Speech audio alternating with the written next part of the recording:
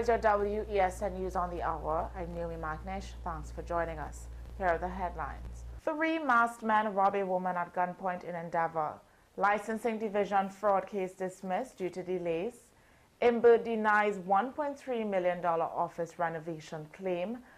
Padarath says WASA transformation won't mean job losses. Now for the details. A 63-year-old woman was robbed by armed men at her home in Endeavour on June 24th. Police say the woman told officers that around midday, 3 masked intruders entered through a kitchen window.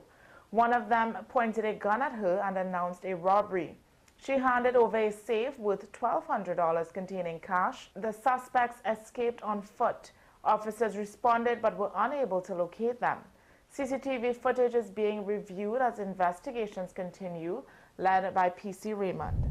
3 men accused of fraud at the Caroni Licensing Division have been discharged after repeated delays by the prosecution. Motor Vehicle Inspector Errol Supersad, Clerk Sudesh Radhakisoon, and Technician Adrian Mohammed were all separately charged in a 2022 matter involving forged vehicle transfer documents. The case, moved under the Administration of Justice Act, was dismissed by Master Adia Mohammed after the prosecution failed to proceed despite multiple extensions. Defense attorneys criticized the delays, arguing the system was misused and that their clients lost 2 years awaiting a trial.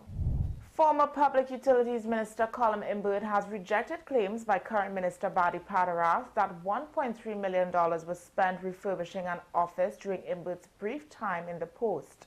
Speaking during budget debate on June 23rd, Imbird said the actual cost was $160,000.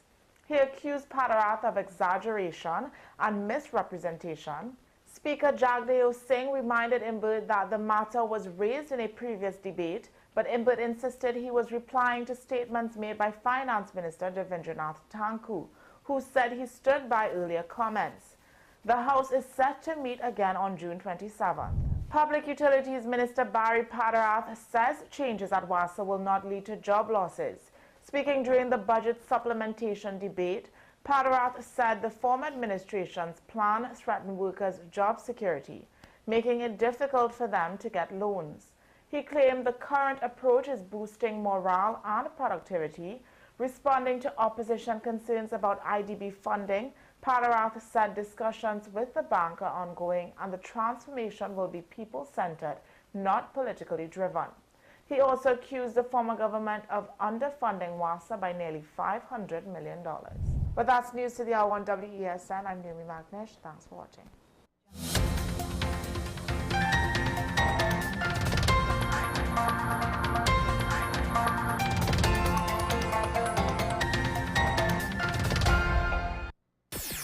WESN.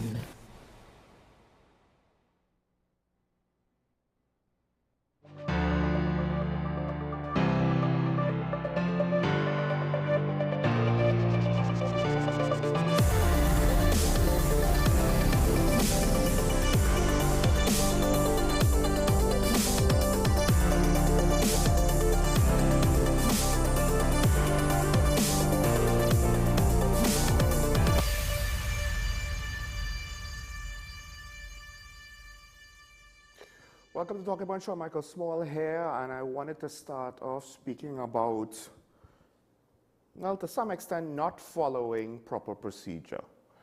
And that means more things than one would realize, because obviously you would think, oh, you don't follow proper procedure, and then mistakes are made, and it's such an inconvenience. But at certain levels, when you don't follow proper procedure, the mistake might not just have a physical and practical effect, but the practicality of the effect might go beyond. It might not just lead to actual consequences of things going wrong, but the perception of things going wrong. I'm speaking about the situation that's happening. Well, before I get to the WASA situation, before I get to that, one of the interesting things I just wanted to mention that the Minister of Public Utilities, he's going to come up a lot in the first couple of stories that I just want to touch on briefly. Apparently, he complained that the opposition leader failed to contribute to the 2 bills debated in the lower house. which, I mean, I understand, but first of all, let's just say that it's wrong for the opposition leader to do that. Why don't you just let the opposition leader continue committing the error that you think she's doing? Why are you trying to correct her? That's point number one. Point number two, nobody apparently ever accused Kamala Bissar-Bissessar of not being present to a debate in the lower house. No, that never happened. It only happened now. Now, granted, if you had more context to your argument, you should take great pains to deliver a complex, detailed, more sophisticated argument. But usually, Bmobile needs to be in bite-sized sound bites that's easily grasped. So, dare I say, that is potentially one of the reasons why whenever politicians end up in a Bmobile situation, when you think back on it, it's usually not necessarily the most strategic or smartest thing for them to say, both the initiator and the responder, most of the time.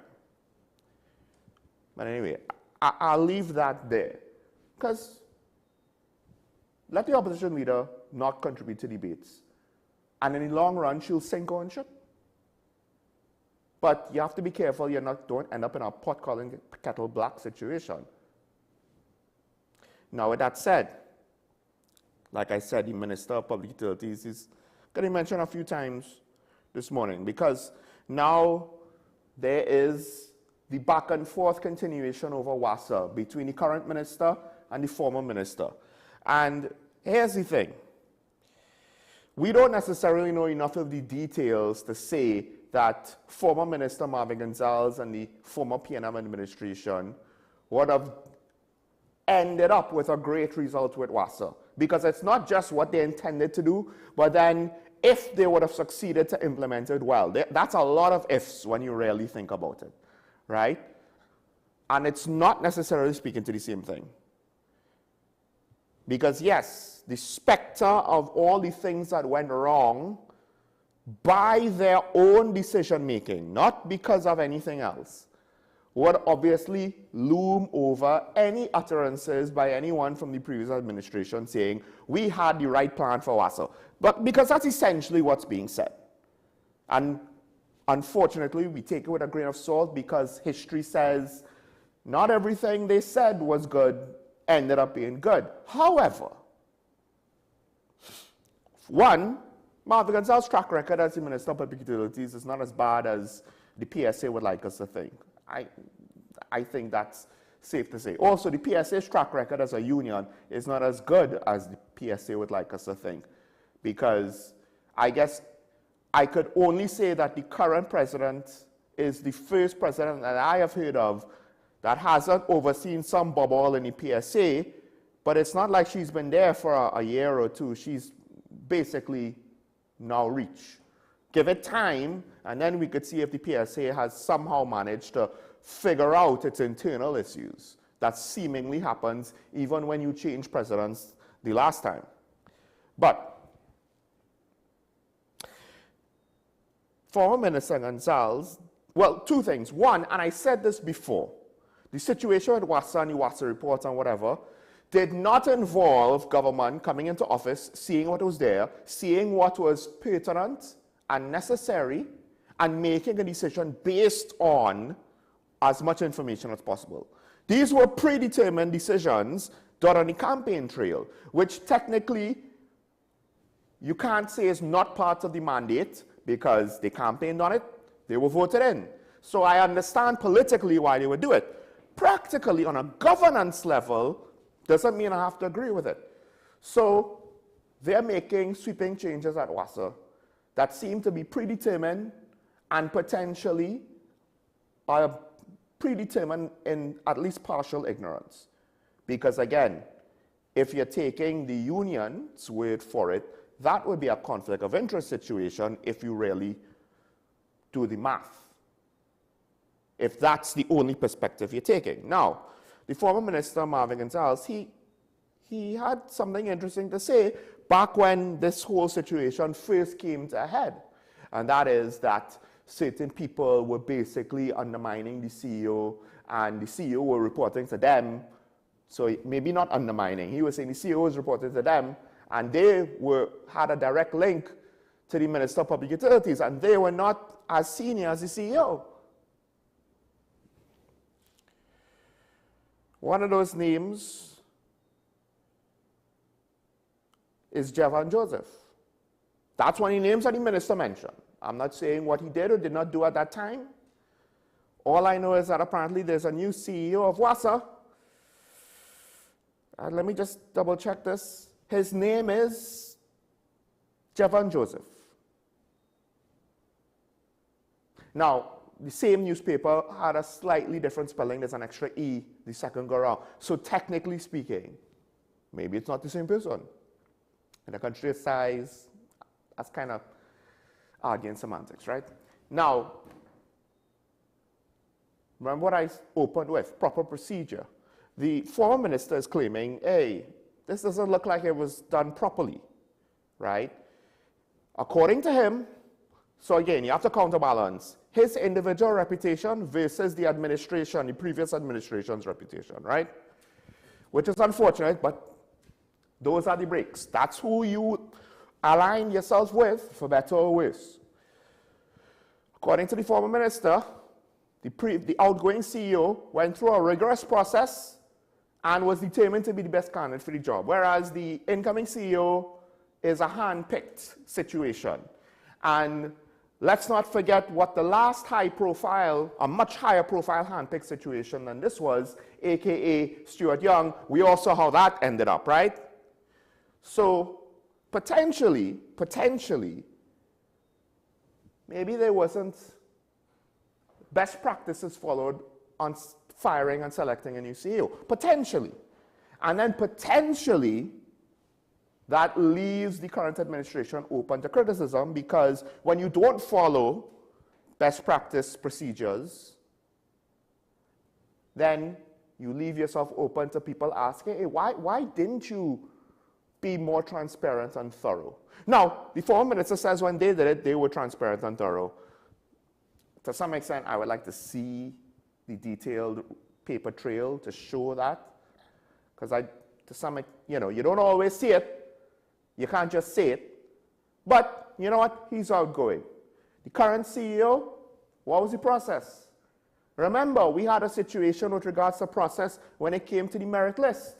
It wasn't about Gary Griffith's candidacy per se. It was about not following the process as outlined by the law, which to some extent, as I have said before, was probably legal, but who was enforcing that law? Same thing with the Auditor General situation, when the minister decided to not follow the law and not lay the report in Parliament, in the Senate at the time when the law said that he had to. No, he asked for an extension that the Auditor General did not ask for, and then the former finance minister, that may or may not have contributed to why Stuart Young didn't even want him as finance minister. So that's the situation I find myself in. Who do I trust? Because on one hand, are we going to blindly trust the administration and not look at the individual?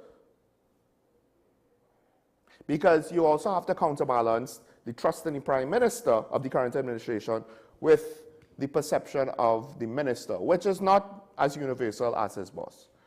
So here's the thing though, and again, to some extent, I understand former Minister Gonzalez might be taking this personally because it's his work, and he was one of the few ministers that actually did anything. Yes, I know people will complain, whoa, what did you really do, right? Of course, the PSA will make those complaints, and the UNC will make those complaints, but that's besides the point. MP Gonzalez, maybe you should let the government do what they do, because this is how I view it, and this is how I think the rest of us should view it. I get it, the opposition is going to want to highlight this in a very aggressive way. But in my opinion, it's very simple. It's similar to what I said about the opposition leader. To Minister Parat, let her make her unforced errors if you think they're unforced errors, and in the long run it will hurt her more than it will help her. And it will give you a better position to criticize her, and I say the same thing here. Because who thinks WASA has been run properly, is being run properly, and is a healthy institution? I think TNTech at the very least might be better run than WASA. That's what it seems like. For all indications, but it's not scientific and it's not the most accurate thing. But from what I understand, WASA is bloated. And again, the PSA is not one of those unions that gives us confidence that the situation doesn't include any funny business. And then there's, of course, all of the allegations with regards to contracts being awarded and blah, blah, blah, blah, blah, that include former PSA presidents and other people and blah, blah, blah, blah, blah. We never really got a resolution to those things to give us any confidence to say that WASA is in a healthy position currently. Then on top of the fact, the new CEO seemingly is handpicked, like the Prime Minister before Kamala Persad-Bissessar was handpicked. Yeah? Maybe? Here's the thing. I fear this might be corruption. It's not necessarily corruption. They might have circumvented a process or two, but the motivation and the intention might not be corruption. Let's be frank. It could be, look, we need to get certain things in place, and this is how we're going to do it, right? And it's not the most elegant solution, but it might be the most direct solution. Fine. But I still fear that it might be corruption. Well, you know what?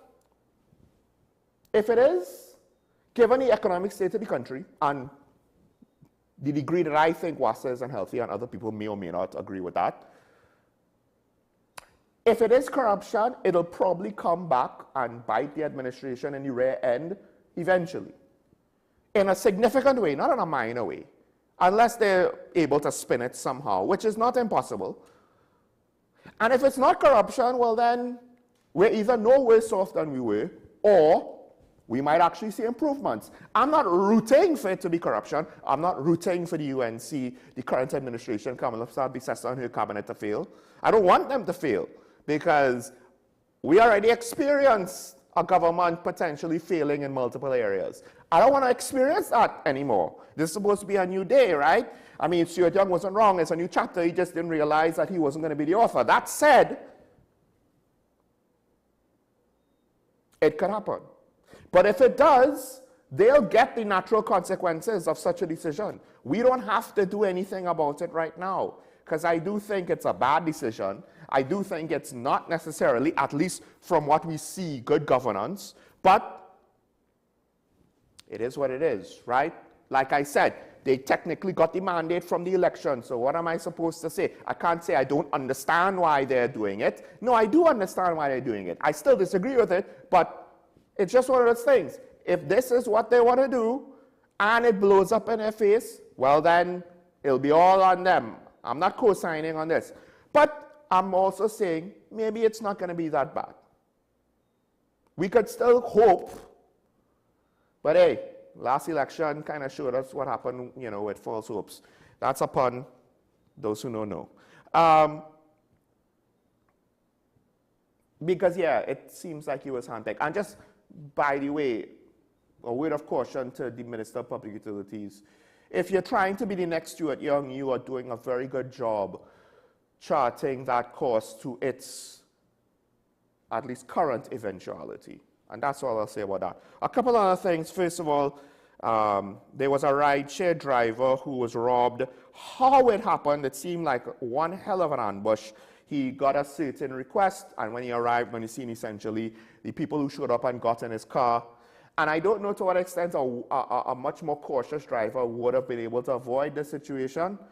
But it was, I believe it was 11:15 at night. Maybe you didn't see them until it was too late, because, you know, you unlock your car, you let the people come in, but then other people come in, including at least one person with a gun. They rob you of your phones, your money. And then what I find interesting is they crashed the car, which is, I think, the second time I've seen in a story where the criminals crashed the car.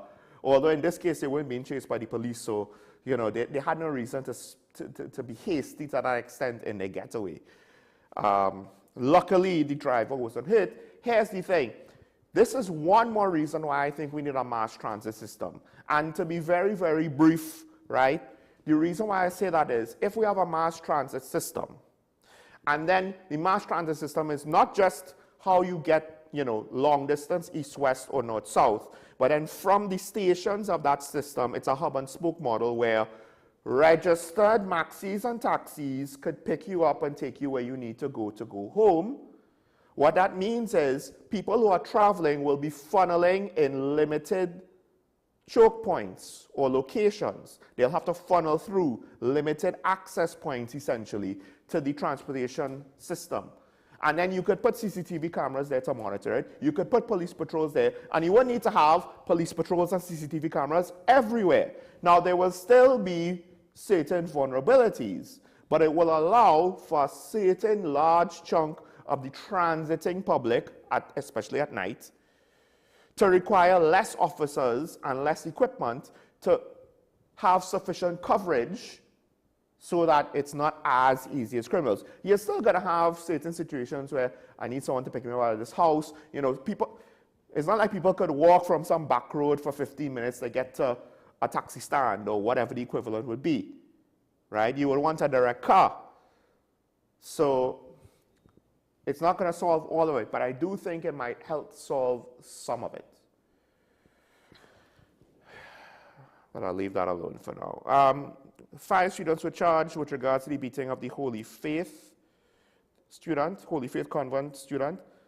And I understand, I think we need to put things in perspective because people are acting as though we have to ensure that the future of the 5 girls, that they are rehabilitated and time out. We need to understand something very important. Yes, they're kids, so they're impressionable, and there's a chance that we could reverse the bad influence on them. But there's always the hard line of if they don't want to improve, it's really, really hard to rehabilitate them if they don't want it. How prepared are we to have programs to commit to reach them? Because we need to understand something. Technically speaking, we need to have an alternative for these students with expulsion. Because they've been criminally charged, expulsion should be on the table. But let's understand something. Past policy, because that could not have been met, they just decided not to expel, leave the students in there, and hope that nothing goes wrong. Meanwhile, the rest of the student body are victims to their negative influence. And therein lies the problem. I have no issue trying to put whatever you can in place for the perpetrators, but they are technically, like actual hardened criminals, perpetrators in this situation. And the priority should be with the rest of the student body. You safeguard them, then you do whatever you can for those 5, but not at the expense of the rest of the student body, which I'm afraid some of the framing, some of the how things are being said in this situation, let's not make the mistake that if we can't find a viable alternative, then we have to keep them where they are and just hope somehow suspensions magically work. They need to some extent, want to rehabilitate, and their families need to support it. And the only way that we'll get that across the board, yes, some individuals will do better on their own individual judgment. But the only way that we can ensure it happens across the board is to ensure that the kids at least start to feel consequences for what is happening, and the parents start to feel consequences. Those consequences don't have to be final, and that's what people need to understand. We're not saying it has to be final consequences. Oh, you did this thing, your life is over. No, it doesn't have to be that. But they have to feel consequences, and we need to stop kind of pulling up short and being worried about the what ifs. They already beat a student. The mother is concerned about the psychological, long-term psychological trauma. And she wasn't just beaten in a bathroom, she was beaten in public. There were onlookers watching the beating, which means that she probably won't even feel safe in public, in school. So let's not act like it is something that's just a minor scuffle between kids. It's a harsh situation that needs harsh consequences for harsh lessons to be learned, lest other students also get it in their head that they could do something like this and, relatively speaking, get away with it. I'm speaking about how it's being framed. Another issue about process. A judge has lambasted the government. I'm not entirely sure because basically 2 individuals who were convicted of murder, put on death row. The 5 years passed a long time ago, so they're no longer on death row per se. They've been in custody for 37 and 39 years, and apparently there are certain processes that should have applied to them. The commutation process, or commutation process. And you might say, well, why do their sentences need to be reduced? Listen, it's past 35 years at this point. They don't necessarily need to get out, but they need to go through the process as described by the law. And that's essentially what the judge is saying, that their rights have been trampled on by the government. Now, which government? Because at this point, when you say something is they've been in jail for 37 years, you could basically say maybe the last 30 years, the last 25 years, all of those administrations, except potentially the current one because they've only been there for 2 months. But it would potentially still include the People's Partnership. I don't know if they slipped through the cracks or not. Now, I don't always agree with this judge, and I'm not entirely sure if the extent of his rhetoric or his semantics are necessary, but I could understand why he wants to emphasize his anger at the situation to properly highlight what he thinks is a very bad precedent to be set. Oh, well, you know, them is murderers, so they don't have no rights. The problem is, again, it's not just about protecting the individual people in the situation, whether they're guilty or innocent. It's about setting precedents that will safeguard everybody.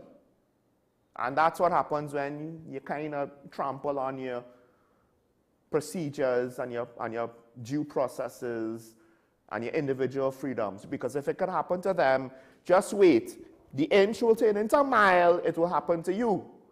So when I talk about things like this, it's not about, oh my gosh, these poor criminals. I mean, they kill somebody, but still, their rights. It's not about that, it's about your rights. Because technically, they're still human beings. So if you could do that to a human being, it doesn't take much more effort to do it to other human beings. Because there's no due process to confirm whether the decision is righteous or not. That's the whole point. And I'll end with this. There was also a situation, and this is very unfortunate. First of all, in that situation, the judge also mentioned the fact that I believe he has ordered that a high court judge or a master of the court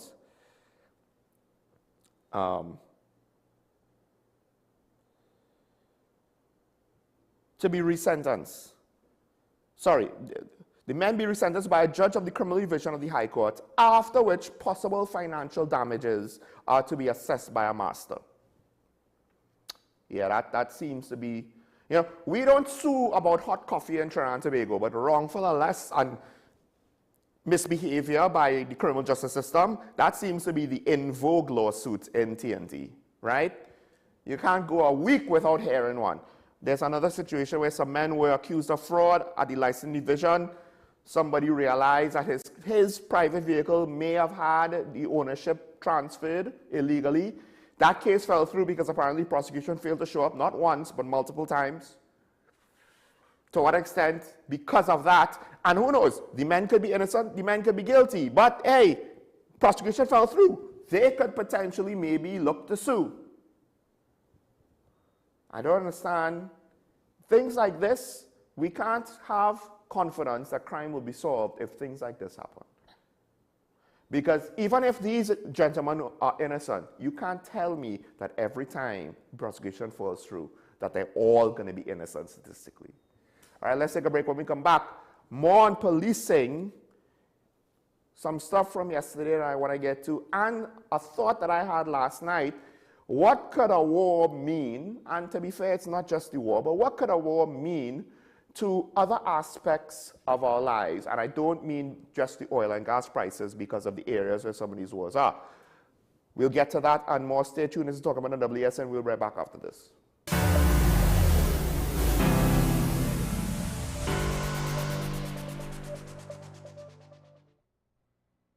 Feeling drained? Struggling to keep up? It's time to take control of your wellness.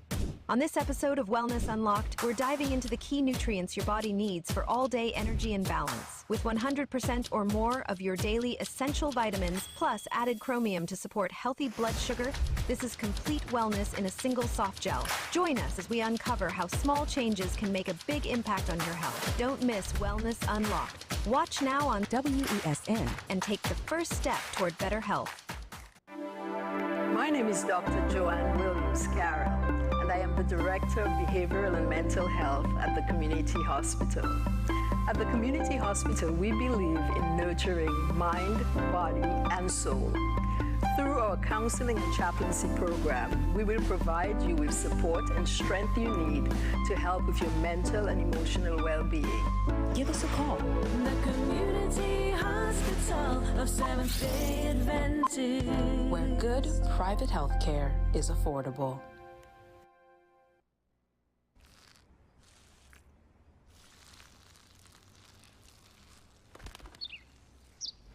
Maybe he landed here totally by coincidence. But if by chance he's admiring your fresh coat of Benjamin Moore soft sky blue, well, that's a pretty high compliment. Coming from an expert.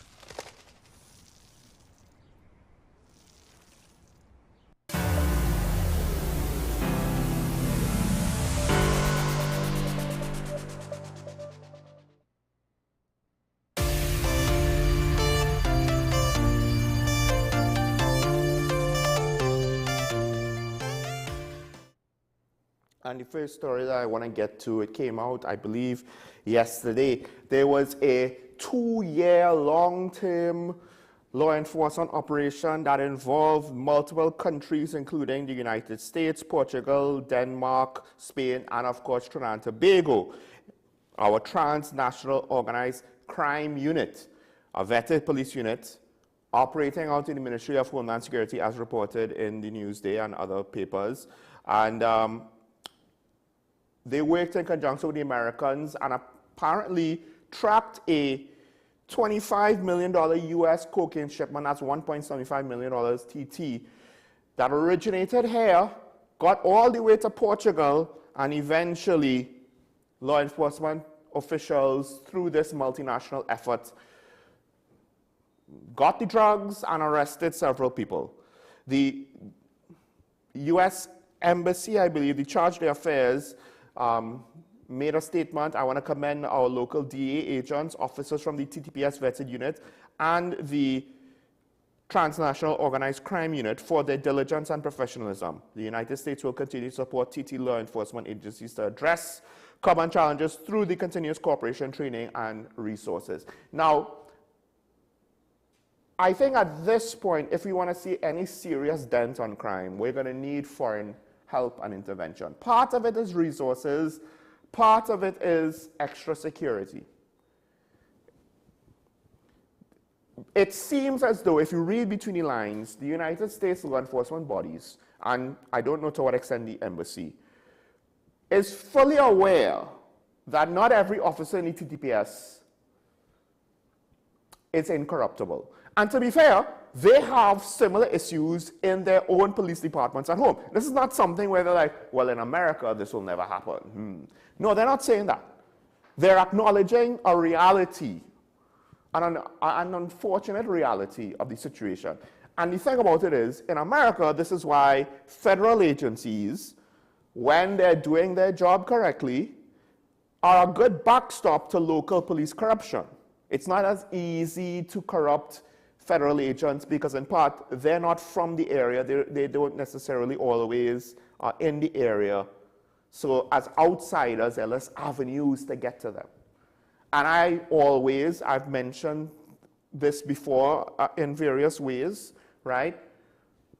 Foreign help allows us to have another aspect of law enforcement that is harder to the little devils that want to corrupt our poor law enforcement people, to have vectors to get to them. But also, now this operation, it's a long-term operation, so this is not like I don't expect our involvement was very recent. But to some degree, it could have still involved the current commissioner in his last job. And this might be also an indicator, again, of the importance of the current commissioner of police, at least with regards to the international relationships. Again, hasn't necessarily proven himself as a leader, as an administrator, and stuff like that. When it comes to the international relationships, seems as though he has their confidence. Hopefully that means he could do something about the transnational crime, which is one of the big bugbears of our criminal situation. So it's good to see that we were included in this situation. Because on one hand, when you read between the lines, it seems as though U.S. law enforcement agencies were very well aware they have to be careful on who they trust down here in Trinidad. But it also, this exercise indicates they are willing to work with us. They are willing to partner with us and not just be like, hey, step aside, little brother, let big brother handle it. Now, yeah, maybe behind the scenes there might be some of that. But to the public, they're working with us. And I would argue we want them to work with us. There's a similar situation, apparently way back in 2021, a shipment of firearms was seized. And a search of shipment from the U.S. at Piarco Airport bond, it include one hell of a set of guns and whatnot. And it's a similar situation where we're watching the working relationship happen. The thing is, at the time, it almost made it through the airport. It seemed as though it took foreign information to actually get that gun shipment that was coming through our airport, not on a pirogue, not on some private plane, not on some smuggling compartment of a yacht. And this is why our international partnerships are important, because if you see anything with regards to TNT and cocaine, bet the bottom dollar in your account that U.S. Drug Enforcement Agency or some other law enforcement agency is also tacked on in that news report. But if that's what it takes, then that's what it takes, because we've reached a point now where I think we should not just, oh my gosh, sovereignty and why we need help for, and we's big boys, we could do it ourselves. No. Whatever it takes, you don't necessarily always want to do results-based analysis, but when it comes to governing and policing a society, the results unfortunately matter. It doesn't matter how good your process is and how good your intentions are. If you can't get the results, it's similar to coaching a sports team. It doesn't matter how good of a coach you were. Fans want to move on if the results ain't there. So with regards to things like murder rate and drug smuggling, transnational crime, human trafficking, let's not forget the American Embassy, I believe, every now and then, or the American State Department every now and then, sends us a little warning, hey, you know, senior government officials involved in human trafficking. I wonder if the report will continue saying that. Let's move on to the next story, which is in some ways a part two to this whole situation. So first off, we have seen crime happen at our airport. I just mentioned about gun smuggling in the past, and of course there was a murder or two. Well, no, a murder and a robbery. A murder just outside the airport and a robbery basically in the airport. So now the TTPS, they have upgraded the law enforcement assets on the site. There's tactical sniffer dogs, tactical police, sorry, and canine units there at the airport. Now, to some extent, this is what you would see at airports. The canine unit would help with drug smuggling, especially. Not necessarily sure what it means about the physical security location, but tactical police to respond to situations, it makes sense. The question is, to what extent these officers will be kept at the police, and to what extent they'll be like, well, hardly anything ever happens here at the airport. Oh my gosh, there's a shootout, just up the road, let's go respond to that. Because generally speaking, when you kind of, I'm using the term garrison an airport with a tactical response unit of police, they're not really supposed to go anywhere.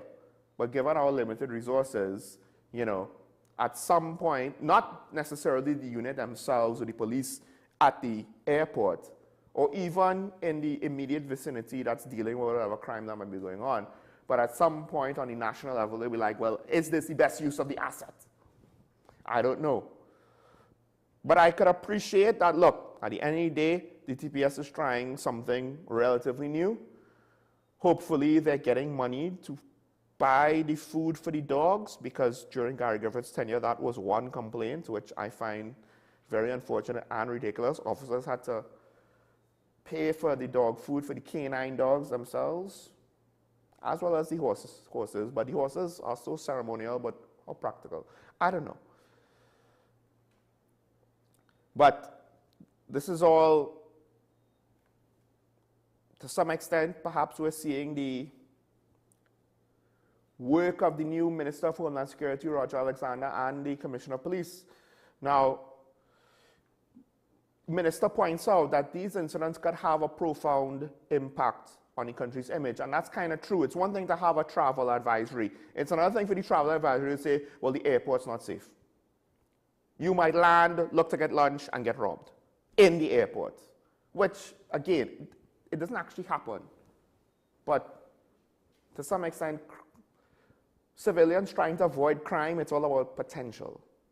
And how safe do you feel if the airport is potentially not safe? Now, Carnival did a lot for our international image, because the few times that I've seen people being interviewed, the amount of police that was out there, you know, both the diaspora locals as well as foreigners that traveled to TNT felt relatively safe, at least on the streets of Port of Spain.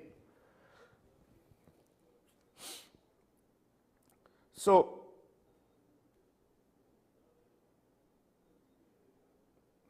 the Commissioner of Police said the collaboration between police and airport authority will include a 24-hour tactical and care and deployment, which he claimed will serve as both a shield and signal. A shield to protect the traveling public and a signal to those who would test or resolve that the TT police service is present and yielding. Now, to be fair, one of the things that a dog unit will provide, yes, if they're sniffer dogs, you could potentially detect contraband. But of course, police dog units aren't always just used for finding drugs. They could also be used to, well, it's a less than lethal option to incapacitate a suspected perpetrator. It's also an intimidating option. It's a way to intimidate without actually threatening of the use of lethal force and so on, although not everybody might appreciate that. You may, for instance, see one or two police officers walking around in uniform, but you are not aware how many are not in police uniform. Bear that in mind.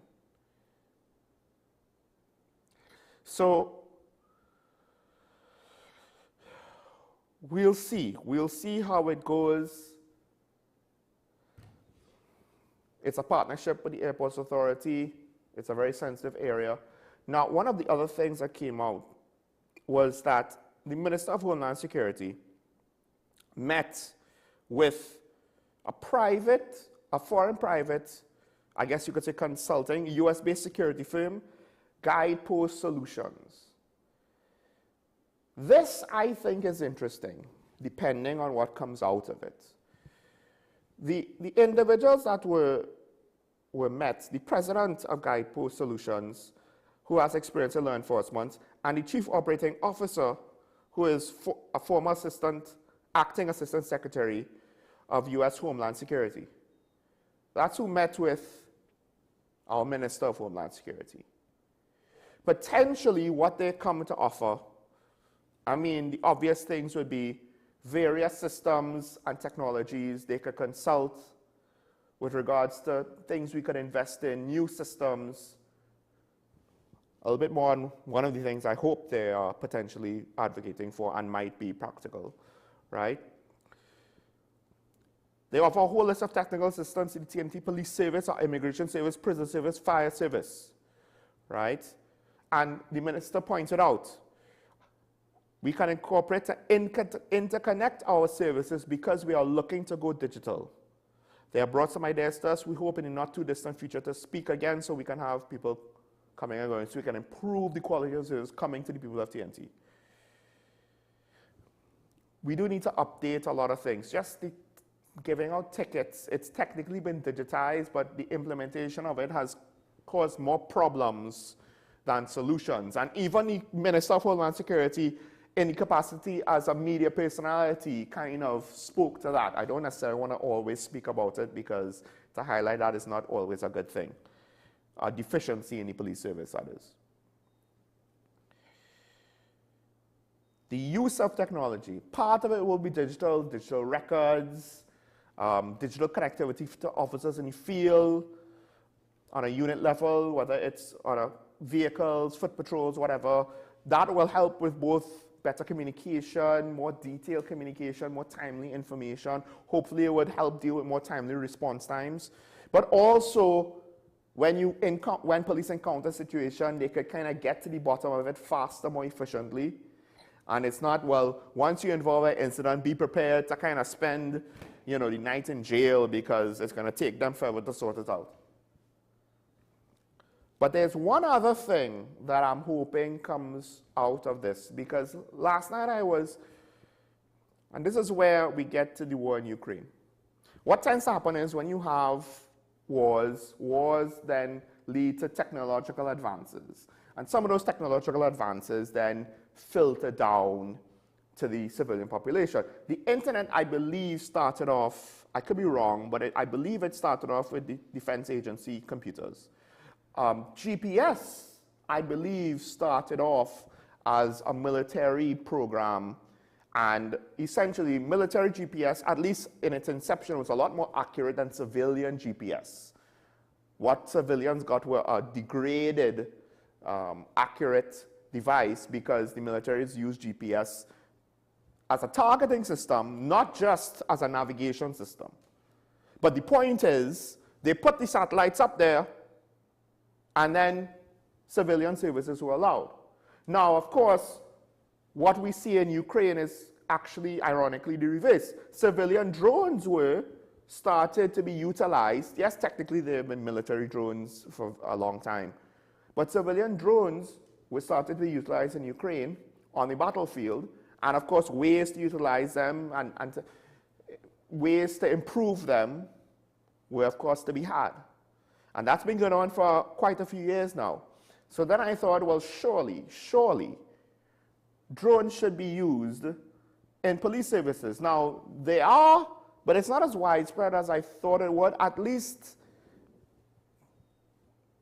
to the extent that we could get, hopefully, some practical modern solutions for us, because I do think it solves a couple of problems. But before I go into those details, we could see some examples. Now, they're not necessarily the most current examples, but they highlight the points that I wanted to show or to see how practical it was. So, for more on police drones, it's time to cue this.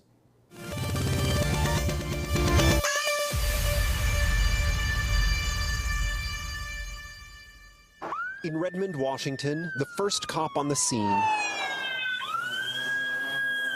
might look a little different. So this is where the drone lives. The Redmond Police Department is on the cutting edge of using drones as first responders. Sergeant Steve Lincoln runs the program. We can get pretty much anywhere within the range of this drone in under 2 minutes. What kinds of calls is this responding to typically? Some examples are traffic collisions, domestic violence calls, fights. Or a hypothetical shoplifter. We can just follow that person, as they're running across the street, and just guide the patrol officers in. And if we need to, we can turn on the infrared and see if anybody's hiding in the alleyway. The number of police departments that are using drones as first responders is still relatively small, but the market for this tech is massive. There's about 20,000 police departments across the country, and this tech, which is still pretty new, is on the verge of becoming commonplace. Drones are cheaper and nimbler than helicopters. They're also getting more sophisticated. Redmond PD is considering a partnership with Brink, a leading drone company that makes outdoor drones as well as tactical indoor drones. So if someone is inside with a rifle and it's dangerous to send up a person to break out a window, this can happen. This one can break glass to go in through a window, push open doors, use thermal imaging, and even draw 3D floor plans in real time. The tactical drone is all about reducing the probability of officer-involved shooting. So we're trying to keep officers safe, but also suspects safe. Put the weapon down. But police drones are controversial. Seattle shut down their police drone program over opposition from residents, and civil liberties groups have privacy concerns. Never before has police been able to send robotic surveillance cameras over people's houses. In Redmond, Police Chief Darrell Lowe says they're only used after someone calls 911, not for general surveillance. We have our camera set at the horizon, so we're not capturing, images or anything on our way to the call or on our way back from the call. You think this is the future? What exactly do you mean? I believe it's the future in the sense that this is an enhancement that police departments of all sizes can implement. New tech transforming policing and raising unanswered questions. From a windowless room at one police plaza, the call stating that a male has a knife. Cops are racing to a call miles away, but all it takes is a few clicks of a mouse, and they arrive above the scene in minutes. And we're looking for a male with a red shirt with a number 33 on the back. Only Eyewitness News got a glimpse at the newest frontier of policing, remotely piloted drones buzzing the sky, even before the first patrol car can arrive on a call. This just flies autonomously and it's being controlled from here? Yes, this is being controlled down at our Joint Operations Center. It's all the brainchild of Kaz Daughtry, the NYPD's Deputy Commissioner of Operations, who's built up a whole fleet of drones. But these are different, with a first-of-its-kind waiver from the FAA allowing cops to control the drones from one centralized spot. This is the nerve center for all NYPD operations. It's located at police headquarters in Lower Manhattan. And just off this center is what they call the flight room, where licensed drone pilots who happen to be NYPD officers are right now flying drones remotely in 5 different precincts across 3 boroughs. And there's more to come. So today we're announcing that New York City is flying into the future to keep New Yorkers safe. Today at the Central Park precinct, the mayor unveiled the program called Drone as a First Responder. Before, officers had to physically drive a UAV to a location and maintain sight of the drone at all times. But the new program allows them to launch from miles away, dramatically speeding up the response and giving officers on the ground important information before they even arrive. I got there before patrol did. Officer Craig Vitale is a licensed drone pilot who spent years on the street. I've been on the ground. I did crime. If we had this available, how much easier and safer it could have been. The cops can fly no higher than 300 or 400 feet off the ground, and in the world's most congested airspace, it is complicated. Safety is paramount.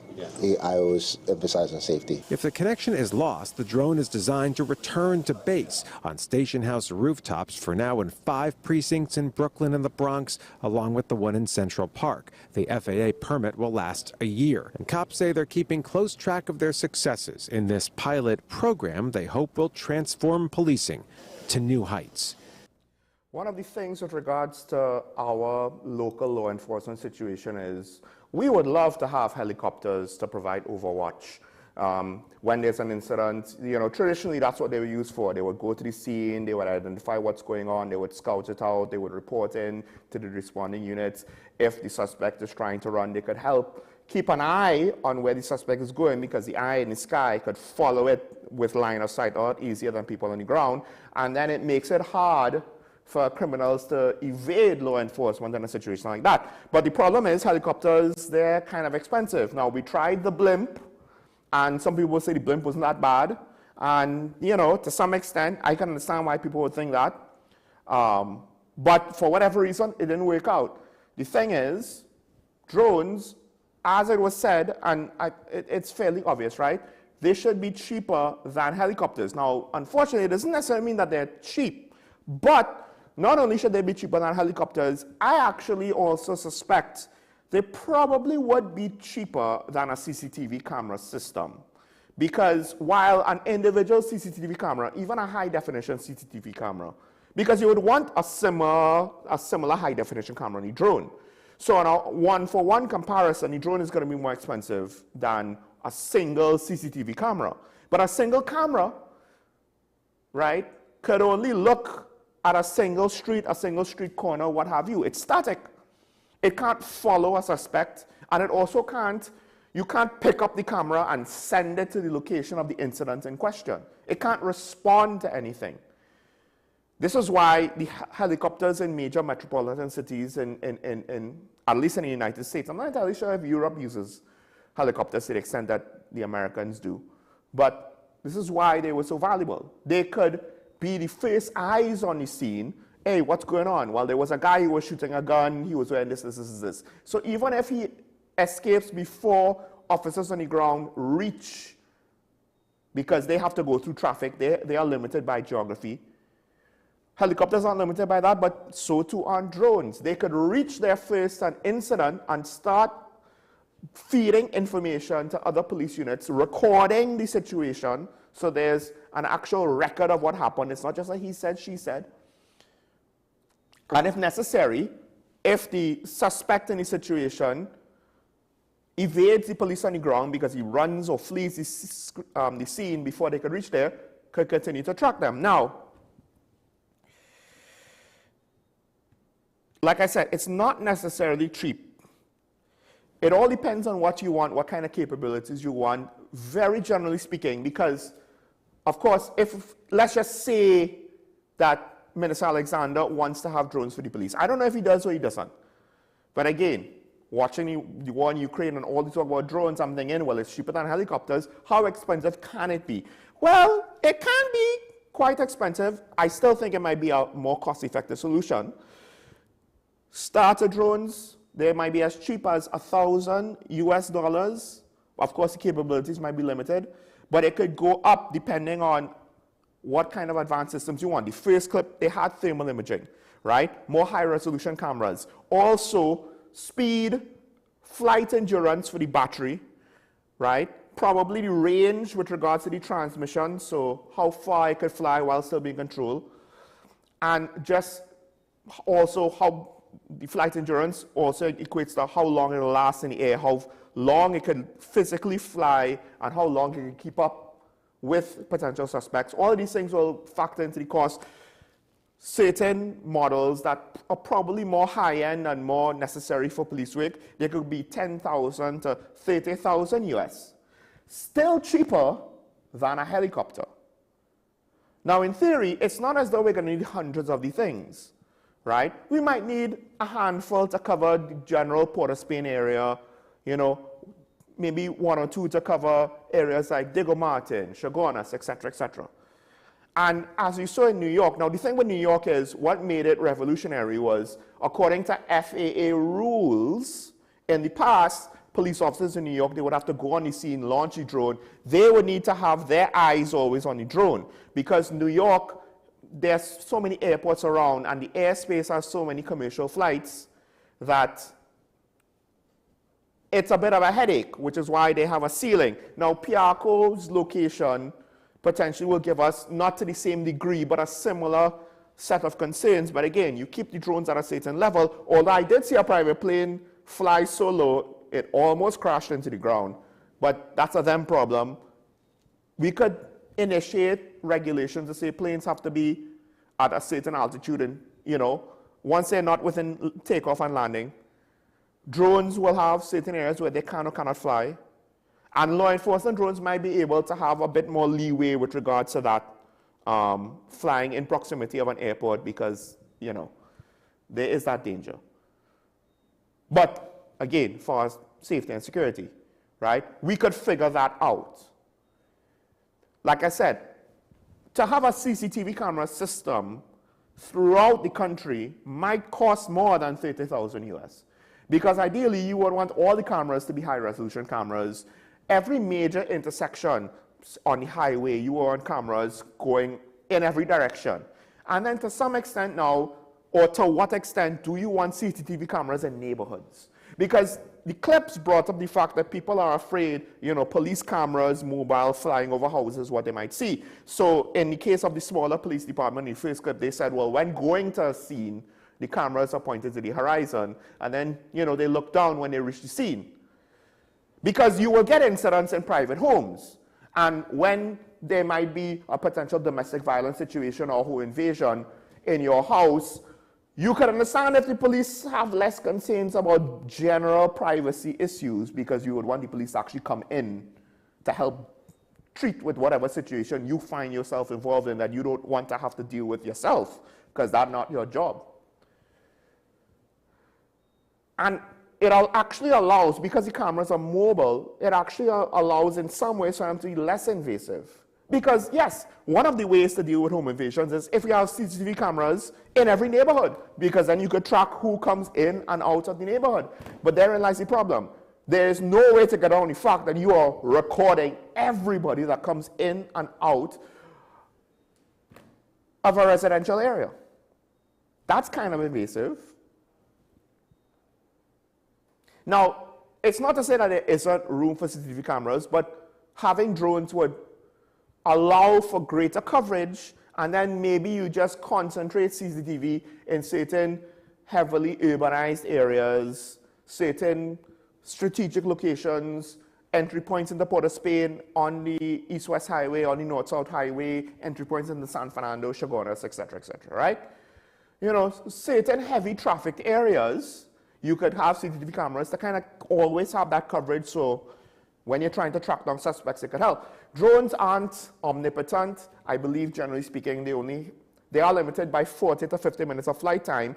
But unlike a helicopter, because normally you would have 1, 2 helicopters, so you have to have the helicopter up in the air, burning fuel to stay up there at the ready. You strategically have the drones, as we've seen in both examples, but in New York, they showed you that they had 5 locations from which to launch a drone, all controlled remotely in the operation center. We have an operation center. It's very practical. And we just need to set up locations where we could have different drones launched. We only maybe need 1 or 2 per location, unless we're going to have multiple violent incidents at the same time. The reason why I want 2 is so that you could trade off and still have coverage depending on how long the situation is going, right? But this might improve police response times, give us, depending on how high definition the cameras are, give us more physical evidence that could be utilized in the convictions of criminals. And again, it could help identify suspects faster, it could track them, it will make it harder for criminals to escape into the wind. And now, I'm not saying that it's a guaranteed surefire hit. What we would need is, and maybe these guys here, this consultant firm, Guidepost Solutions, maybe this is one of the things that they are bringing to the table. I don't know. Part of the digital revolution would be that. I hope it is. Because it would be one of the things that we haven't really had an effective attempt at, an eye in the sky to help respond to incidents. We tried with the blimp, we tried with a CCTV camera system, which just might not give us enough coverage, right? And even in areas where we have it, we're not entirely sure how effective it has been, all things considered. There's still crime in Port of Spain, for example. But just imagine you have a couple of drones in each police station, control from the central hub, right next to the command center, like we saw in that report in New York. Potentially, these drones could be on the scene in minutes. They don't have to worry about rush hour traffic, even with sirens. They don't have to worry about the limitations of the geography in the road network. They could just fly as a crew straight to the incident and start to get eyes on. That might be one of the most cost-effective solutions. And then that doesn't even bring into the fact that there are other potential functions you could have on drones. There are probably even more expensive examples. we've seen right now quadcopter police examples. Apparently there are other fixed-wing drones that have longer endurance and further range. Of course, those drones probably cost a lot more, and they might be high altitude. I don't know how well that would work with Piarco being smack dab in the middle of the east-west corridor. But again, you get consultants to come in, depending on our environmental conditions, depending on our legal framework, depending on our geographical conditions. Potentially, they could make recommendations. This is something I hope we will try, because I always wished we could have afforded helicopters for the police, but I knew that we might not have a budget for that. Helicopters are, you're talking millions.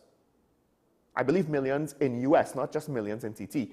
Drones, hey, even if we 6.7, 7 to 1, we ain't reach millions. And the other thing with drones is, depending, you could have a pilot program and roll it out throughout the country in a phased way. And then on top of that now, there's also the implications of, depending on how much we invest in it, drones could be utilized not just for crime fighting, but also, depending, for search and rescue. Because again, how many times we wish we had helicopters for search and rescue, but if we have drones, and we could depending, because hey, if we want thermal cameras for the police drones, we could have thermal cameras potentially to help, night vision cameras for search and rescue drones, depending. One bulk order, maybe got discount here or there, who knows? Of course, the last thing I'll say about this is, while the government has said, and the Minister of Homeland Security has said, hey, we want to put money into the TTPS, this is another chunk of money that I am advocating for. And I did say, hey, if there's one thing we should prioritize on expenditure, it's the police. And this might be another set on top of whatever Minister Alexander and the Commissioner of Police are looking or hoping for. But I think it might be worth it. It might be worth it. It might circumvent some of the issues we have with response times on the ground. It's not going to solve everything, but it might be enough of a help, enough of a net positive, that the extra expenditure and investment, as much as it might require sacrifice somewhere, but I think it will be worth it. What do you think? All right. Let's open up the phone lines. When I hear from you, the viewer, you could call and have your say. What do you think about my ideas? I mean, I don't know if this has been spoken about before in the public sphere, or the TPS or whatever, but it's low-hanging fruit, right? The technologies are only going to mature further, in part because of the war, potentially get cheaper. Maybe, okay, if they're too expensive now, we could keep an eye on it, look into it in the next couple of years. What do you think about it? Because I think we need some. We need something serious. In fact, also, I don't know if it would help so much with the maritime borders, because again, to actually get the coverage, to catch the smugglers, that might be harder than you think, as opposed to responding to individual incidents as they happen. We do have Digger Martin on the line. Good morning, caller, on here. Good morning, Sean. Morning. You know, my pet subject is the TTPS. Yes. And one of the issues I have with the TTPS is the human resource. Are they sufficient to do all of these things you're talking about? To start to have functional drone activity, then you have to have a cadre of officers who are in Cora with IT, etc. Because the drone is one thing, then you have to basically access the information, and then you have to have people who train or who competent at all of these things. And the bigger picture is we have to revamp. A lot of people don't like me saying it, but you have to revamp the TTPS in terms of the cadre of people they are recruiting. I have always agitated to become a police officer. The minimum is 5. The traditional subjects as maths, English. You had to be competent. Then IT, and then Spanish, and then probably another core competency subject.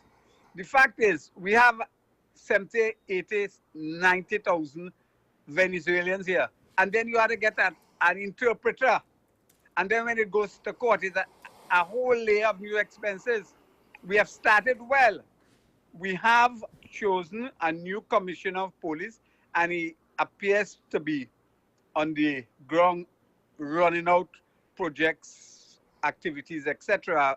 I love his attitude towards the airport. But I have always said the executive, the current executive, needs to be looked at. And we have, I'm saying it bluntly, we have to remove them and give him a new cadre of executives. For example, there are 3 investigations to DCP INI, but there should have been a 4th one.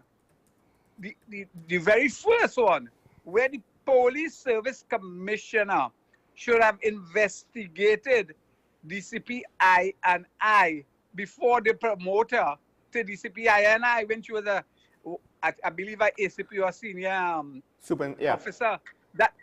That was the mandate. That is the duty of the Police Service Commissioner before you promote any officer, particularly senior one. You basically vet them thoroughly, investigate any allegations. If they had done that, we wouldn't have been in this position, because you have to move aside for a proper investigation. The fact is now, we have to think about removing the current Police Service Commission. I'm going to have a nice morning. Thank you, Gola. Well, okay, so it's the Police Service Commission that promoted her to DCP. Well, okay, let me not say promoted her. They put her on the merit list, right? To some extent, depending, she's a politically appointee, so what is it, a failure of the political system or an intentional decision by the previous administration? Here's the thing though. I'll speak with regards to the executive. I'll respond to your comment about personnel and drones later. Education-wise, a lot of police officers have degrees. Now, make that of what you will. Not everybody that gets a bachelor's shows academic excellence. Let me just put it that way, right? But it is what it is. But we're beyond 5 passes. I don't think 5 passes should be the minimum anymore. Policing has become more sophisticated. But I'll just say this. If you remove the current executive, all of them, it might make the current commissioner's job even harder, depending on how disgruntled all of the ACPs are, right?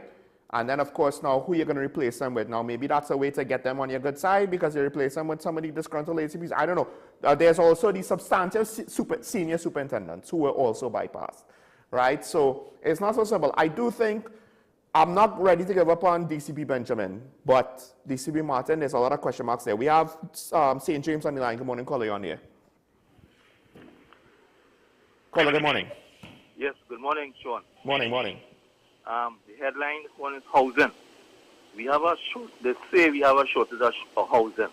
Now, I don't know if you could shed some light or get somebody to shed some light on those buildings in opposite to Long Circular Mall, those apartment buildings there, because that has been in existence for the longest while. The ex-minister from the PNM minister, that is, she was the president of the TSA years ago. It has something to do with TSA. I don't know if you could get somebody to talk about this. What is the status with it? And if the present president of the PSA could throw some light on those buildings there. Because people are talking about housing, and those houses that sitting down there for the longest while, since Donkey was you know, a little boy. Bye. Thank you, caller. Well, that's the thing. To some extent, what is the crisis? Because this is an actual crisis. The shortage of physical units, shortage of affordable units, shortage of, and what I mentioned before, I think there might be greater underlying issues when the market is unwilling to adjust to the needs of the consumer because the returns aren't good enough according to the market, and they're rather just not making returns. And we don't have enough competition in the industry to say, well, someone's going to fill that niche. And maybe that's one of the things where it's just one of the downfalls of a small country with limited everything, limited size, limited amount of capital, limited number of companies operating. But in my mind, a healthy, competitive capital economy, granted, theoretically, those things have perfect information usually when you model them out, and that's never going to be the case, right? But in my mind, one that's functioning well will have an ability to identify these are all the areas where housing, all of the price brackets, ranges, demographic requests of where housing is in demand. And we'll figure out a way to try and meet those things. Now, part of the problem is, this also can be tied back to, one, our limited transportation network and lack of good public transportation. So there's a great premium of housing more centrally located to certain offices, services, etc. And two, the fact that those things are mostly stuck in the West and mostly stuck to the Northwest and maybe to some extent Chaguanas or San Fernando, right? So when a lot of government stuff is in Port of Spain, when a lot of certain services are in Port of Spain, of course, there's going to be a premium on housing in Port of Spain. Are we trying to figure out how to squeeze more houses in the Port of Spain, more high-rise units in the Port of Spain, or should we try to move certain things out of Port of Spain, either, well, decentralize the government on a whole, or have it, if we want to centralize things, have them in an actual central location, and then hopefully it could cause the demand for housing to be more spread geographically, make it easier to meet those demands. We have a caller on the line. Good morning, caller, you on here? Caller, good morning. Caller? Hello? It seems like we're connected to a call, but I'm not too sure if... Okay, I don't know what happened there. Well, caller, you could call back. That said, I'll go back to Diego Martin's, one of Diego Martin's points with regards to, do we have the personnel? Because in theory, you're correct. Okay, I'll stick up on that. We have the caller back. Good morning, caller. You on here? Yeah. Morning, caller. Go ahead. You on here? Right. Sure. Are you hearing me? My name is Peter. Yes.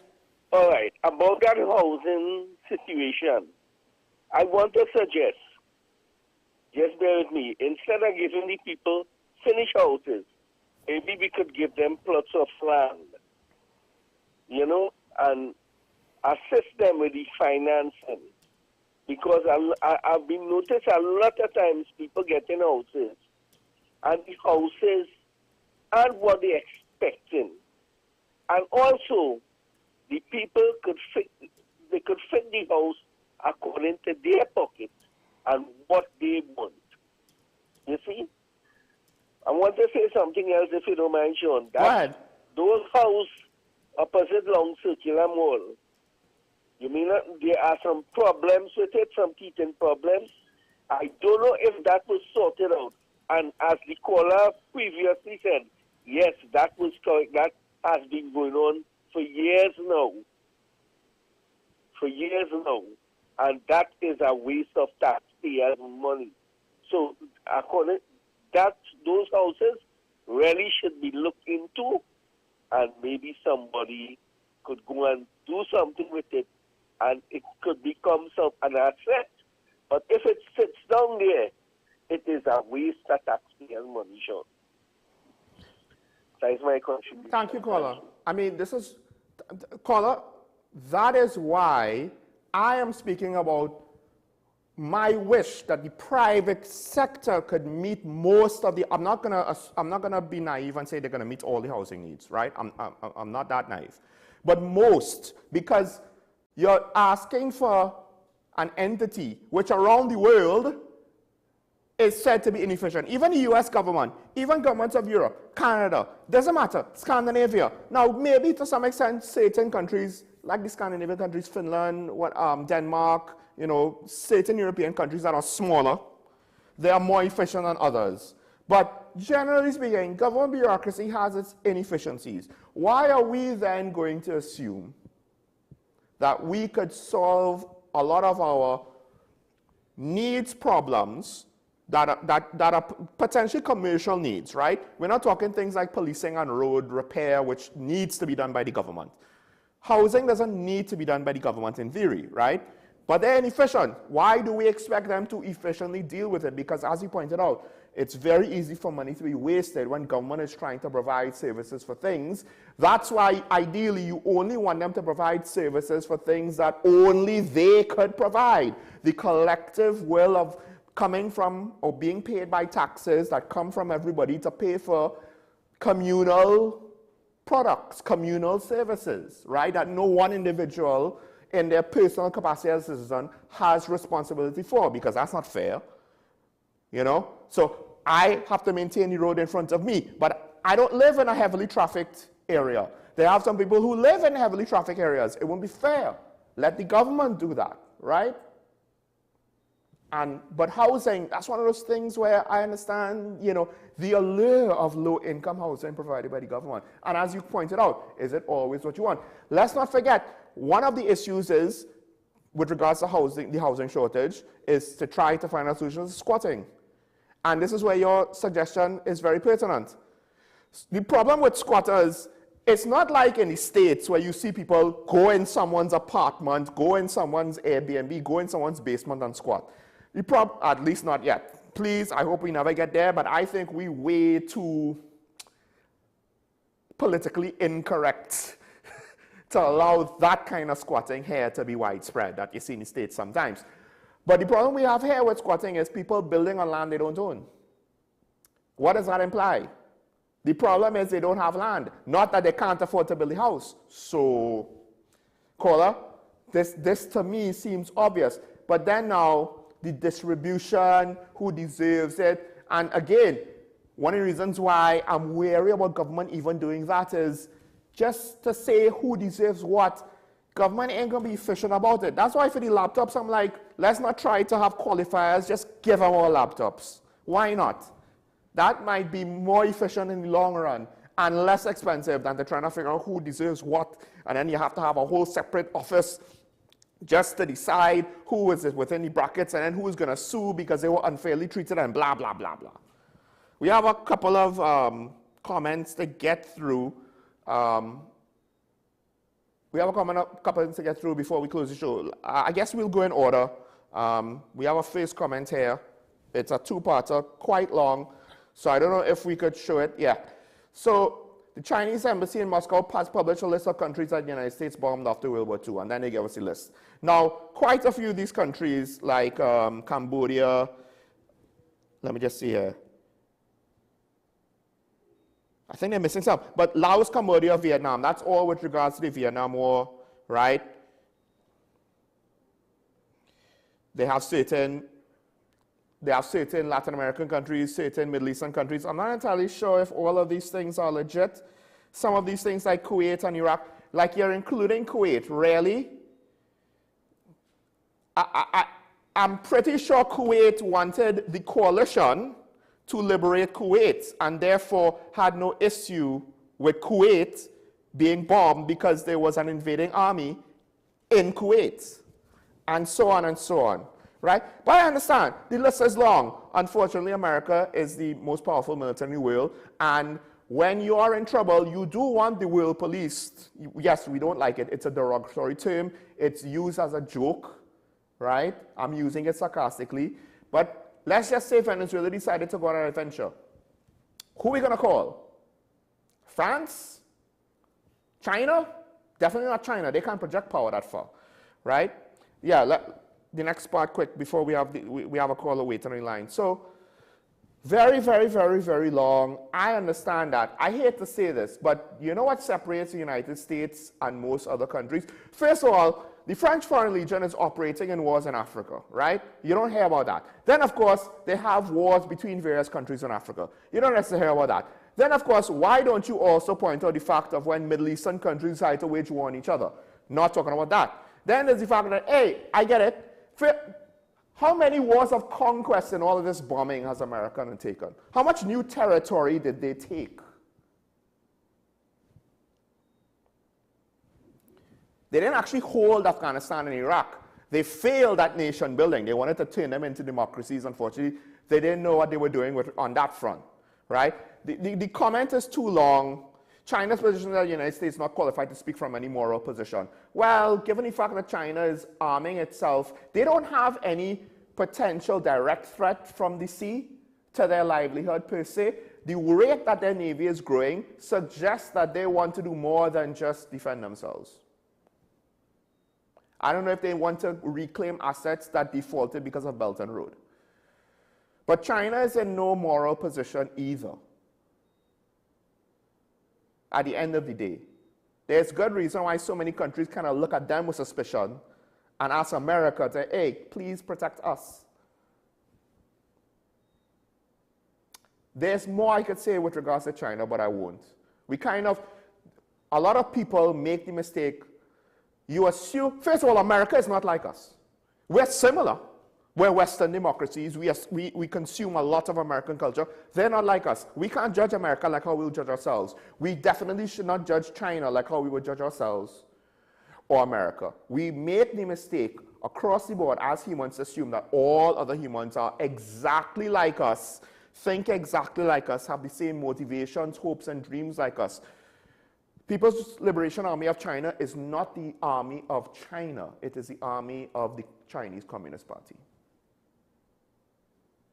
That alone shows that they don't exactly think like us. And I actually saw a clip of some Chinese students. I don't know if they were, I think they were university students from China. They love Trump. And I say that just to say, let's not assume that we know how they think. Because I myself was like, why do they love Trump? That makes no sense to me on multiple levels, but it is what it is. We have a call on the line. We'll take the call before we go into the other comments. Good morning, caller, you're on here. Good day. You talk about squatting and thinking that people cannot afford land. The reason is why they cannot afford land is because the government do not enforce the law. If the planners designate enough land and you have proper property tax, right, that is what will deal with land prices. You go all over the world, you go in Canada, in America, or whatnot. Land is not unaffordable, and because they enforce the property tax. Okay, any questions? No caller. Thank you for that one. That's also a very good point. That's also a very good point.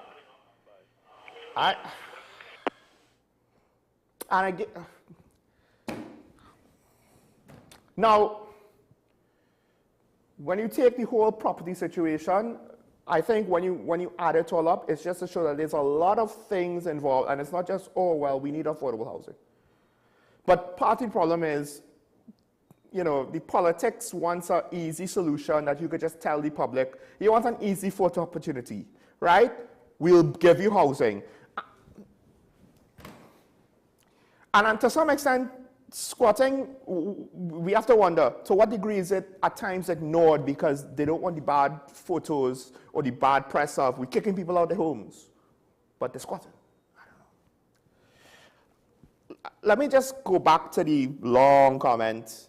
I don't know if you could put up the second part again, just if people want to read it while I'm talking, they could read it. I can't even summarize it, it's so long.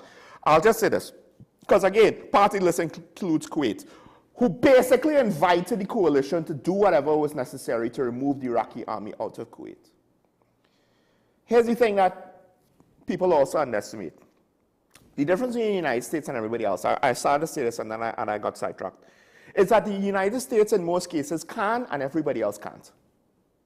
If other countries could do it, they would do it too. First of all, technically, that was proven to be the case. Other countries have waged war of conquest in the 20th century, including China. Well, no, I can't say China in this case. They were actually trying to defend themselves from Japan. But the reason why I say that is that same 1991 Gulf War, everybody had their own agenda in 91 and in 2003. Now, in 2003, less countries wanted America to go in.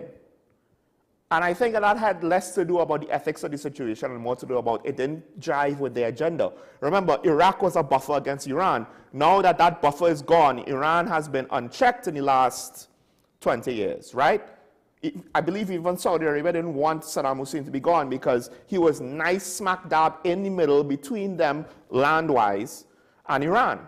And now he's not. And Iraq at times might be considered a puppet state of Iran. But more importantly, in 91, the Iraqi air defense system was designed by France. It was named CARI, which basically reverse Iraq in French, I believe.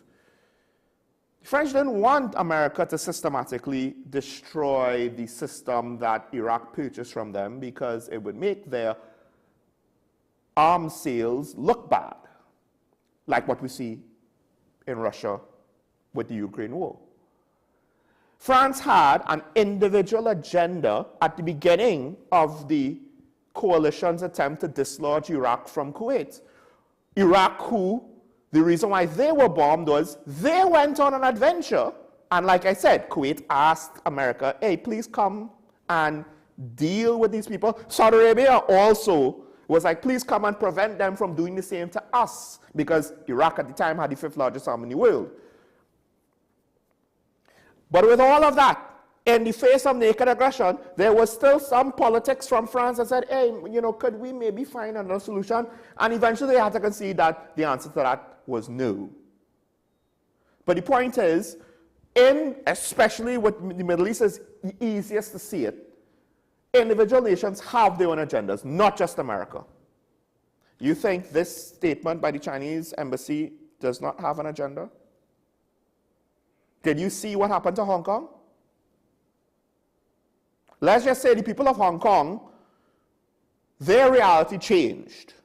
And they went from not being under dictatorship to being under dictatorship because it was only right for the British to give back Hong Kong to China. Let's not forget, this is a country that you're referencing that cracked down on the businessmen wanting to have more say in how the country was being run so that they could help the country make more money, and the government said, shut up, that's not your job. And they didn't say it that politely. And they didn't say it with just words. Jack Ma, I believe, disappeared for a while. And he was quiet ever since. Now, international politics is not as straightforward as the ethics that you and I will follow. That's just the reality of the situation. It is. Let's go on. Let's move off of this now. Slightly self-serving, but the next comment in line is about my pet topic for the day. The drone idea is good. Yes, and what I was going to say to Mr. Diego Martins, his questions with regards to personnel is, the drone situation, for the police to have drones, it might not take that many officers, right? Because you only need a handful of officers in the command center to treat with all of the drones. Now, unless you have crimes at the same time happening at multiple parts of the country, then you'll need more operators. But you saw in New York, a city of 8 million, it was a pilot program or the beginning of a program, but it seemed as though they only had 2 to 3 stations. We might not need that many officers to operate drones. They're not taking the drones out in the field. The drones are going to be in a location like on the roof of a police station or what have you, ready to be deployed at a moment's notice. Yes, you'll need people to do the maintenance, but you're not going to need like a dedicated team at each police station. Like how you need a dedicated team to patrol from each police station. So I think actually the personnel requirement for a drone system will be a lot less than you think, and might even free up officers because there might be a more efficient use of officers, right, than just trying to flood the streets with officers and to have that presence. They will give you a certain amount of virtual presence that will make response times more efficient, so you won't need to try to get an officer on almost every street corner to make up for certain efficiencies. Let's go to the next part of our comment. On the topic of school children, it's good to see that see they would change, but the parents should be paying for the victim's medical care. Maybe, but the problem with that is, you have to understand, for that to happen, it's not just, well, in the case of school violence, the parents of the perpetrators will pay for the victims of medical care. That precedent will also affect how liability occurs in any sort of assault or potentially any sort of criminal activity, right? So there might already be pre-existing rules to treat with that, and if you want to go further, because to some extent then the girls would have to, I guess, be convicted, right? So there should be laws already to treat with that with regards to victims' compensation, depending. But if you want to go further than that's already in the books, you will affect all other cases, right? I don't know what the actual laws are that speaks to this. It's one of those things that I don't think I've ever really discussed locally on what the local laws are. So whether we have them or not, the point is it will affect more than just school violence if you want to make a change like that. But again, you probably need to have the kids convicted. And then one of the tricks with school violence or any sort of deviant behavior by school children, when it comes to breaking the law, you don't always want the conviction on the record, because then, look, we're like the states in the sense of how we treat with people who have a criminal record, it seems. You don't trust them, you know, their job opportunities dry up. So at times, it's not the best solution, but if on a practical level, private small business owners, corporations, whatever, want to always look at people with a criminal past, no matter how minor, both in age or in action, want to look at them with suspicion, then the Imperfect Compensation Act is to say, well, let's not convict every time. Let's not necessarily put it on your record. Now, maybe if we had, I think we do have things like plea deals, but it doesn't seem to be as extensive as in the States, because that could be part of it. You know, you pay for the bills of the victims, medical bills, et cetera, and certain things might be off the table with regards to consequences. I don't necessarily have a problem with that, because again, it's kids. If it was like 20-something, 30, well, I believe, I can't remember if it was on the show in private conversation, somebody said, it could have been on the show, adults, they don't develop until 25, the adult brain. So, now I don't know how true that is. In ancient times, adults were 15, right? Like in times before, young people had real responsibilities a lot sooner, and we had to figure it out because the life expectancy of people was not anywhere close to what we have today. We are living in luxurious times, believe it or not. It is a privilege that so many of us could live past the age of 60.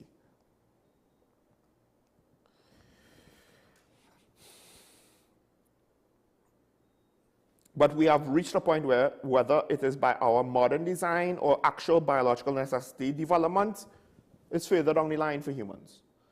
So to what extent do we need or want to hold people permanently responsible for their actions that they do when they're not fully developed? As opposed to, obviously, if you're in your 30s and you just jump out your skin and you kill somebody, how much mercy are you going to have for that? There could be mitigating circumstances, but let's just say lack of judgment is not going to be one of them. Now, granted, there might also still be crimes that are so severe, kids should still be treated as adults, because you know, it's about, to what extent, safeguarding society. That's the thing about the criminal justice system.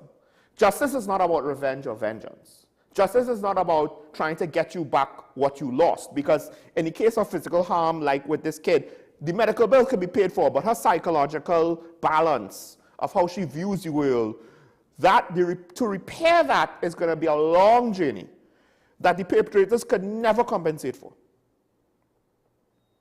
The punishment is not about vengeance. Justice is not just about getting them back. It's about ensuring that something like this cannot happen, at least as easily, in the future. Cannot be repeated. Not just by the actual perpetrators in the initial case, but by anybody else. That's all what justice involves.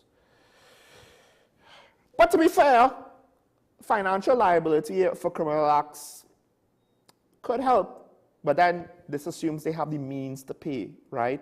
One of the reasons why some young people go into a life of crime is in part their families don't have that much means, and putting that on top of them could actually hurt the situation more than help. They're going into a life of crime because they see people make easy money and they don't want to be poor, they don't want to be broke, they don't want to suffer, they don't want to have to work hard, they want the easy life. The reason why I say that taking people with financial constraints and saying you have financial liability for whatever criminal wrongdoing you did is not always the smartest solution is because on a much larger scale, the Allies did that to Germany after World War I.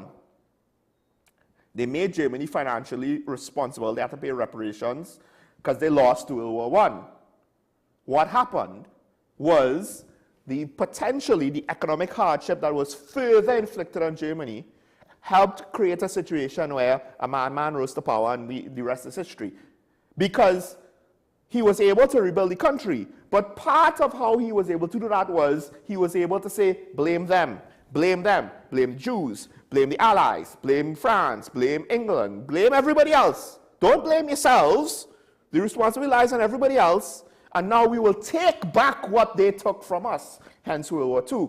Now, what happens a lot of times with criminals who don't seem to understand what it is they're doing wrong, they're not repentant, they have no remorse, rehabilitation is very hard. Why? Because it's not my fault. Life was against me, right? I'm a good boy. My mommy says I'm a good boy. It's the system that's working against me. Society is working against me. I never got a chance. It's your fault. It's the government's fault. It's big business fault. It's everybody. It's the school's fault. And you know, to some extent, some of those things could be kind of true, but you still have to have personal individual responsibility ultimately. But still, for some criminals, it's very easy to point fingers at everybody else but themselves.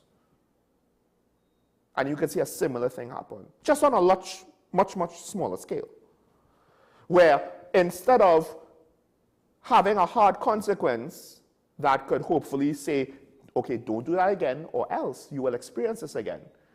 Instead, it could push them further. Well, you're squeezing me dry. I need to find a way now to live. So I'll go from school violence to drugs, to human trafficking, to pimping, to home invasions, to auto theft, to outright robbery, to robbery homicide, to kidnapping, to assassination. It's one of those weird things, once you get into larger scale problems, the obvious solutions aren't necessarily always, not saying that it's not, but it's not always going to work out as we think it is. You know? I'm not saying that it's never, let me rephrase,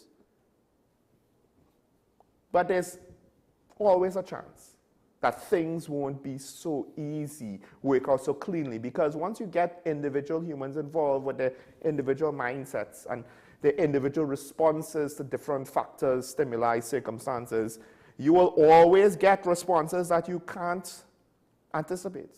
That's just life. That's what makes interacting with humans interesting and frustrating all at the same time. But with that said, we are out of time, so I want to thank all the callers and the commenters today.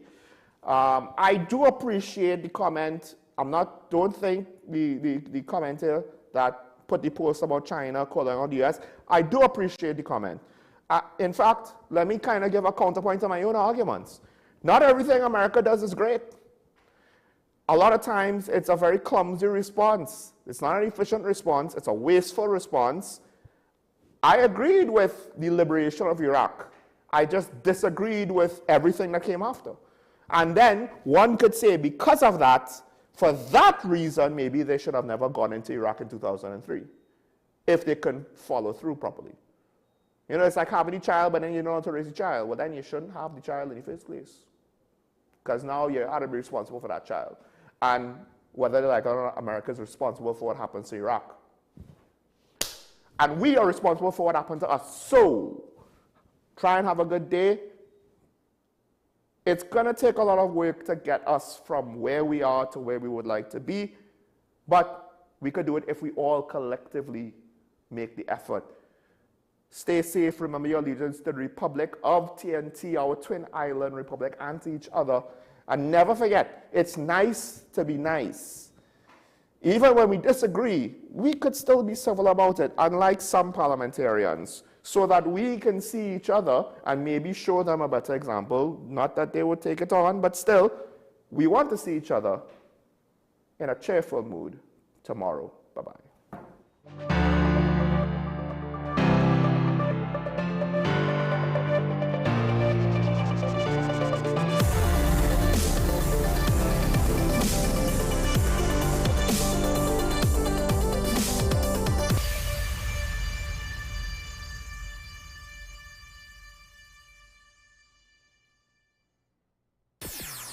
WESN.